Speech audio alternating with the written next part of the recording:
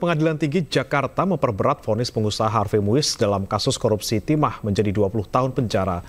Selain itu, denda yang harus dibayarkan Harvey juga dinaikkan dari 210 miliar rupiah menjadi 420 miliar rupiah.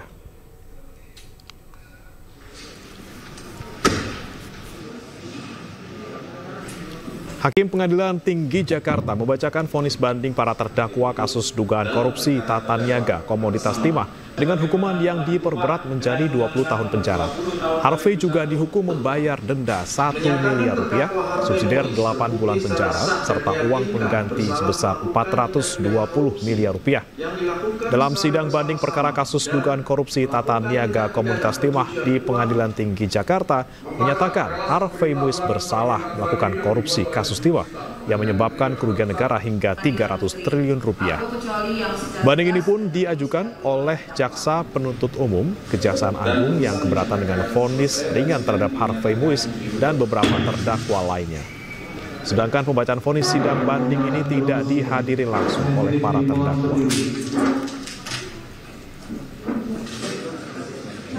Menjatuhkan pidana kepada yang terdakwa Harvey Muiz dengan pidana penjara selama 20 tahun dan denda sebesar 1 miliar rupiah dengan ketentuan apabila denda tersebut tidak dibayar akan diganti dengan pidana kurungan selama 8 bulan. 3. Menghukum terdakwa untuk membayar uang pengganti kerugian keuangan negara sebesar 420 miliar rupiah dengan ketentuan jika terpidana tidak membayar uang pengganti selama 1 bulan setelah putusan pengadilan memperoleh kekuatan hukum tetap, maka harta bendanya dapat disita oleh jaksa dan dilelang untuk menutupi uang pengganti tersebut. Dan apabila terpidana tidak mempunyai harta benda yang mencukupi untuk membayar uang pengganti tersebut, maka diganti dengan pidana. Sementara Pengadilan Tinggi Jakarta juga memvonis pengusaha money changer Helena Lim diperberat menjadi 10 tahun penjara. Hakim Pengadilan Tinggi Jakarta menyatakan Helena bersalah melakukan korupsi pengelolaan timah secara bersama-sama yang merugikan negara 300 triliun rupiah. Helena juga dihukum membayar denda sebesar 1 miliar rupiah dan apabila tidak dibayar diganti dengan pidana penjara kurungan selama 6 bulan. Ia juga dihukum membayar uang pengganti 900 juta rupiah.